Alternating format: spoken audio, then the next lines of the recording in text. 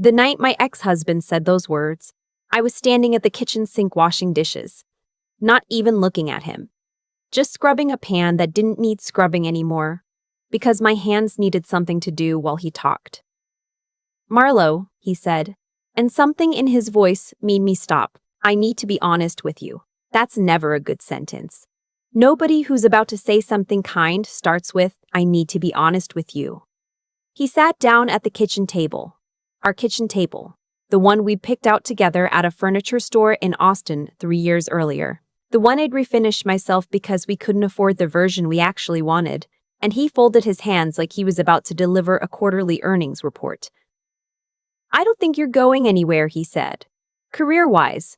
I mean, I've watched you for 4 years, and I don't see it. The ambition. The drive. I turned off the faucet. I need someone who's building something, he continued. Someone who matches where I'm going. And I say this with respect, I don't think you're that person. His name was Trevor. He was 31, worked in commercial real estate development, and had once made me feel like the luckiest woman in the world because he remembered how I took my coffee and called his mother every Sunday. I had loved him with the specific, quiet kind of love that doesn't announce itself. The kind that just shows up every day and does the work. And he sat at our kitchen table and told me I wasn't ambitious enough for him. I didn't cry. I remember that clearly. I stood there with wet hands and I looked at him and I thought, he genuinely believes this. He wasn't being cruel for the sake of it. Trevor wasn't that kind of person. He believed, fully, that he was doing me a favor by being honest. He believed he was the one going places, and that by leaving, he was releasing me from a future where I'd hold him back. He had organized the entire story of our marriage around that idea. Him as the engine, me as the weight. What he didn't know, because I had never told him, was that 18 months earlier, I had quietly co-founded a real estate tech company called Fieldline. Not the kind of thing you post about on LinkedIn when it's still a theory. Not the kind of thing you bring up at dinner when you're not sure it'll survive the next quarter. I had said nothing. I kept showing up to my day job. I came home and made dinner and asked about his deals and listened to him talk about cap rates and zoning variances, while on my laptop after he fell asleep, I was building something that would eventually make his entire professional world look very small. But on that Tuesday night in March, I didn't say any of that. I dried my hands on the dish towel. I said, "Okay, Trevor." He looked surprised. He probably expected tears, or an argument, or at minimum, some form of protest. "That's it," he said. "That's it," I said. We had met at a mutual friend's birthday party in Dallas when I was 26. I was working as a data analyst for a mid-sized commercial property management firm, which is not a sentence that makes anyone lean forward at a party, but Trevor had actually asked follow-up questions. He wanted to know what patterns I was finding, whether the data ever surprised me, whether I thought the suburban office market was going to recover post-COVID or just quietly die. I liked him immediately. He was smart and he was curious and he laughed at things that were actually funny. We dated for 8 months before he proposed on a hiking trail outside Sedona, and I said yes before he finished the sentence. For a while, it was good. Better than good. We were one of those couples that other couples described as solid, not flashy, not dramatic, just genuinely functional. We took road trips. We had people over for dinner. We argued about normal things and resolved them like adults. But somewhere in year 3, something shifted in him. He got promoted. He started running in different circles. Guys with more money, bigger deals, louder opinions about what success was supposed to look like. He started measuring things differently, including me. I noticed it before he said anything. The slight impatience when I talked about my work, the way his eyes would drift when I mentioned a problem I was trying to solve. He didn't do it on purpose. That was the thing about Trevor. His condescension was never intentional. He just genuinely started believing that what I was doing wasn't serious. Meanwhile, I was having the most serious professional conversations of my life. It started because of a problem I kept running into at work. Property managers were drowning in data they couldn't actually use, occupancy trends, maintenance cycles, lease renewal probabilities, all of it sitting in systems that didn't talk to each other, being analyzed by people using spreadsheets that belonged in 2009. I kept thinking, someone should fix this. And then one day I thought, why isn't that someone me? I started talking to a woman I'd met at a conference in Chicago. Her name was Denise. She'd spent 15 years in PropTech and had the kind of operational brain that could see around corners. We had coffee once, then twice. Then we started doing calls on Saturday mornings while Trevor played golf. By the time we decided to actually build something, I had already been living inside this idea for nearly a year. We incorporated Fieldline in October. We bootstrapped. We lost sleep. We had calls with potential clients at 7 in the morning and potential investors at 10 at night. I learned things that year I couldn't have learned in any classroom. About product development, about enterprise sales, about what it actually means to build something from nothing using money you don't have yet. Betting on a future you can only half see. And I told Trevor none of it. Not because I was hiding it from him, exactly. At first I didn't say anything because I didn't want to jinx it. A startup is a fragile thing, especially in its first 6 months, and I was superstitious enough not to want to speak it into the world before it had roots. And then, as it started to grow, I realized I didn't want Trevor's opinion about it. I had watched him absorb everything I shared and reflect it back to me smaller than it was. I wanted to protect this from that. I understand now that was probably a sign the marriage was already in trouble. When you stop sharing the most important thing in your life with your spouse, something has broken. But at the time, I just told myself I was being careful. He left in April. We were divorced by August. It was civil, as divorces go. No kids. An apartment lease we untangled easily. A shared savings account we split without lawyers. Trevor was the kind of man who wanted to be seen as reasonable above everything else, so he was very reasonable about it. He took his things. He shook my hand, which was strange. He said he hoped I'd find my path. I watched him drive away and I felt something I hadn't expected, relief. Not because I didn't love him. I think I did, for a long time. But there is a specific exhaustion that comes from being in a room with someone who has already decided what you are. I hadn't known how tired I was until I didn't have to do it anymore. Fieldline closed its Series A 14 months after Trevor moved out. $11.3 million. I remember sitting in our lawyer's office in Austin after the papers were signed, and Denise reached across the table and grabbed my hand, and neither of us said anything for a full minute. The lead investor was a firm out of San Francisco that focused exclusively on PropTech infrastructure. They had passed on us twice before taking the meeting that changed everything. The partner who eventually championed our deal had told us in that final meeting that what finally convinced him was our churn data. The numbers that showed that once a property management company integrated Fieldline, they never left. We had built something that people needed and didn't know they needed until they had it. That's the best kind of product. I didn't post about it.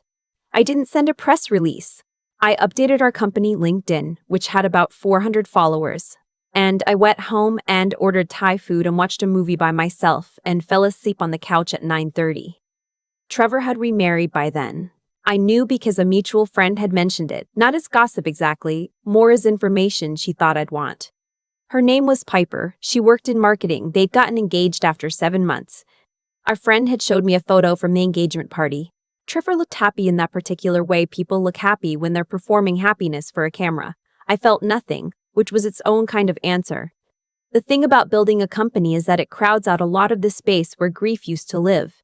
I didn't have time to be bitter. I was too busy making decisions that actually mattered. Every week, I was learning something new, solving something hard, talking to people who challenged me and pushed back and made the work better. I was, for the first time in years, entirely myself. I had found my path, as Trevor had so graciously wished for me. I just hadn't told him about it. I found out about the conference in a roundabout way.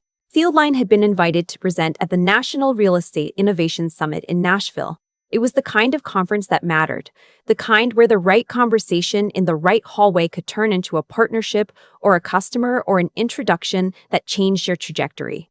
We'd been presenting at smaller events for 2 years, but this was the first time we'd been given a main stage slot. I was going as a speaker, not an attendee.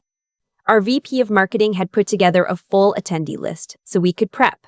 She went through it looking for clients, prospects, journalists, competitors. She handed me the list on a Thursday afternoon, and I was flipping through it while eating lunch at my desk when I saw the name. Trevor Aldrich, Senior VP, Caldwell Meridian Properties. I put down my fork. Caldwell Meridian was one of the larger commercial real estate development firms in the Southwest. I knew the name well. We'd been in early conversations with their operations team the previous year about a potential enterprise contract.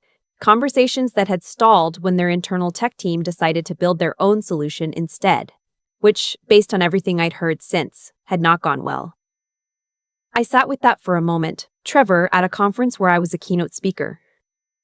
Trevor, at a company that was quietly circling back to vendors they dismissed. I told myself it didn't matter. It didn't have to mean anything.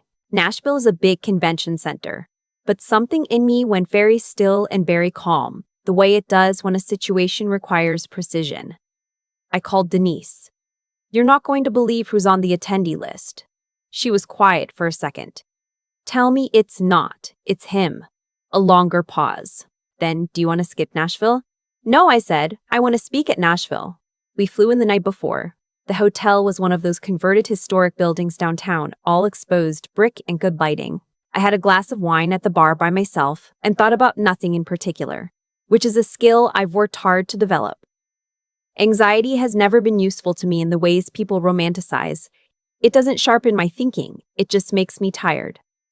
So I've learned to set things down. The next morning, I wore the navy blazer I bought in New York the year before. The one that fit in a way that made me feel like the version of myself I was still growing into. I had my slides ready. I had my talking points. I had done this enough times now that the nervousness had turned into something closer to focus. Our slout was the second morning session. I walked out onto the stage, and the room was maybe 400 people, and I found the rhythm quickly. The way you do when you know your material well enough that you stop thinking about the words and start thinking about the people. I didn't look for him during the presentation. That would have been the wrong thing to do with my attention. Afterward, there was a networking break. Coffee and pastries in the main hall. Clusters of people exchanging business cards, the usual conference choreography. I was standing with Denise and two potential enterprise clients when I felt someone approach from my left. I knew before I turned. Marlowe. Trevor looked the same and also different. A little more polished, a little less easy. The confidence he'd always had was still there, but it sat differently on him now. Tighter, somehow. Like something he was maintaining rather than something he just had. Hey, Trevor. That was really impressive. He gestured vaguely toward the stage. I didn't know. I mean, I knew you were in tech, I'd heard, but I didn't know it was this. He'd heard. I found that interesting. How long has Fieldline been around? He asked. Coming up on 4 years. He nodded slowly. And the Series A, I saw the announcement. 11 million? 11.3, I said. We're actually in the middle of our Series B conversation right now. Something moved across his face. It wasn't jealousy exactly. It was more complex than that. It was the expression of a man recalibrating, updating a story he'd been telling himself for years and finding that the new data didn't fit. That's incredible, he said, and he meant it. That was the thing about Trevor. He wasn't a dishonest person. Marlowe, seriously, you built something real. I did, I said simply. Denise materialized at my elbow. She had a gift for timing. Marlowe, the folks from Pinnacle want 10 minutes before lunch. Of course. I looked at Trevor. It was good to see you. And I meant that too. Not warmly exactly, but genuinely. I looked at him and I felt none of the old hurt, none of the anger I'd carried quietly in the first year after the divorce. I just felt the solid ground of knowing exactly who I was. Could we get coffee? He asked. Just to catch up? I considered it. Not because I was tempted by anything, but because I wanted to answer honestly rather than reflexively. I don't think so, I said. But I'm glad you're doing well, Trevor. I turned and walked toward the Pinnacle group, and I didn't look back. What I learned later, through channels, the way you learn things in an industry where everyone knows everyone, was that Caldwell Meridian had been quietly shopping for a property management platform for almost 6 months. Their homegrown solution had failed expensively, and whoever had championed it internally had taken the hit for it. They were in a difficult position, behind competitors, over budget, under pressure from ownership. 3 weeks after Nashville, I got an email from Caldwell Meridian's chief operating officer, not Trevor, the COO. He said he'd seen the keynote. He said they'd been evaluating several platforms and would like to schedule a proper product demonstration. He mentioned they were hoping to move quickly given some internal timelines. I forwarded it to our enterprise sales lead and our head of product. I wrote 3 words in the body of the email. Let's do this. The demo happened on a Thursday afternoon.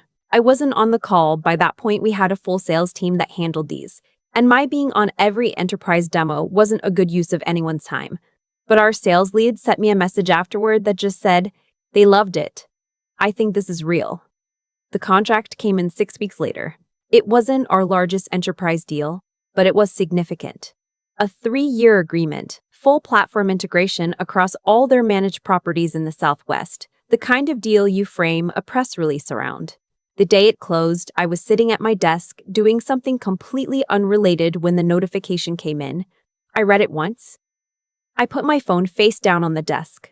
I looked out the window at the Austin skyline for a moment. Then I went back to work. I want to be careful about how I tell the end of this story because the version people want to hear isn't quite the true one. The version people want is that Trevor called me, devastated, and said something that let me deliver a devastating line. Or that I walked into some meeting and he was there and the humiliation was public and complete. Revenge stories have a grammar to them, and the grammar demands a scene. But real life doesn't work that way. At least mine didn't. What actually happened was quieter, and I think more true. About 2 months after the Caldwell Meridian contract was signed, I got a LinkedIn message from Trevor. It was professional, carefully worded. He mentioned that he was aware of the deal, that he'd been part of the internal evaluation team on their side, that he wanted to say, and here I could feel him choosing words carefully, that he wanted to say he had been wrong about me, not just about my ambition, about what he'd said that night in the kitchen, about the story he told himself about who I was. He said, I think I made a serious mistake and I've thought about it a lot. You were building something incredible the whole time I was telling myself you weren't going anywhere. I'm sorry I didn't see it. I'm sorry I said what I said. I read it twice, then I typed back. I appreciate you saying that. I hope things are good with you. I meant it. I wasn't performing graciousness. I was genuinely, completely unmoved. Not in a cold way, but in the way of a woman who had already settled this account inside herself long before the message arrived. I had processed the grief of that marriage, the specific pain of being told you weren't enough by someone who was supposed to know you best. I'd done that work. Not overnight, not easily, but I'd done it. His apology landed in a place that was already healed. What I've never told anyone, the part that's just mine, is that I went back and looked at that message from him once more a few days later. Not out of bitterness, out of something more like curiosity. I wanted to see if it still held any power. It didn't. That was the real ending. Not the dramatic scene I could have manufactured. Not the cut line or the satisfying confrontation. Just a message I read twice, answered in 9 words, and never thought about again. The ambition he said I didn't have had built a company that was, at last count, doing quite well. Our Series B closed at $42 million. We're in 34 states now. Last spring, I was on a panel in New York, alongside people whose names I used to read in trade publications and take as evidence of what was possible. I still make my own coffee in the mornings. I still sometimes stay up too late working on problems that don't have obvious solutions. I have a plant on my desk that I've managed not to kill for almost 2 years, which feels like its own kind of achievement. And sometimes, not often, I stand at a kitchen sink washing dishes and I think about that night. The folded hands, the quarterly earnings voice, the man who looked at everything I was quietly becoming and saw nothing. I think about it and then I finish the dishes and I go to bed. Because the best thing about knowing who you are is that you never have to prove it to anyone. You just keep going. There's something nobody tells you about being underestimated by someone who loves you, or someone who used to. It doesn't just sting. It gets into your head in a quiet way, the way water gets into the foundation of a house. You don't see the damage right away. You just feel, over time, like you're standing on ground that's a little less solid than it used to be. Trevor didn't say what he said to hurt me. I've had years to sit with that, and I believe it's true. He said it because he had looked at me, really looked, or thought he had, and reached a conclusion. And the most unsettling thing about that night wasn't the words themselves. It was how certain he was. No hesitation, no question in his voice. just the calm delivery of a man who had already decided and was now simply informing me. That certainty is what I carried with me when I left. Not as a wound, exactly. More like a question I needed to answer. Not for him, but for myself. Is he right? Have I been fooling myself? What I've come to understand is that ambition doesn't always look the way people expect it to. It isn't always loud, it isn't always visible. Some of the most consequential work I've ever done happened in silence. On phone calls at 6 in the morning, in spreadsheets nobody else saw, in conversations with Denise where we talked through problems that didn't have clean solutions yet. None of that looked like ambition to Trevor because he was measuring by a standard that required performance. He needed to see it to believe it. And I had stopped performing for him long before I knew that's what I was doing. Here's what I've learned about the choices we make when no one's watching. They accumulate. Every decision I made in the years after that marriage, to keep going when the startup nearly fell apart, to walk away from a deal that felt wrong, to tell the truth in a meeting when it would have been easier not to. Every one of those decisions built something, not just a company, a self. The kind of self that doesn't require outside validation to know it's real. And the consequences work in both directions. Trevor made a choice too, a choice to stop looking closely at the person he'd married, to replace genuine curiosity with a verdict. That choice cost him something, not because I arranged it that way. I didn't. Life isn't a stage where we script other people's consequences. But when you stop seeing people clearly, you start making decisions based on a picture that isn't true. And eventually, reality corrects you. That LinkedIn message he sent, the apology, careful and genuine, I don't think it was about me. Not really. I think it was about him needing to close something inside himself, to name the thing he'd gotten wrong. I respected that. It takes a specific kind of honesty to admit you misjudged someone, especially when that misjudgment shaped a major decision in your life. I wrote back 9 words and meant every one. The version of me standing at that kitchen sink, wet hands, no argument. She was already building something he couldn't see. That's the part I want to hold on to. Not the ending, not the contract, not the moment of recognition at a conference in Nashville. The quiet part. The years of doing the work anyway, without an audience, without anyone to confirm you were on the right path. That's the thing about integrity. It doesn't need a witness. You either build it or you don't, and the building happens in private, one decision at a time. Marlowe's story, my story, isn't about proving someone wrong. It's about what happens when you keep showing up for yourself long enough that the truth eventually takes care of itself.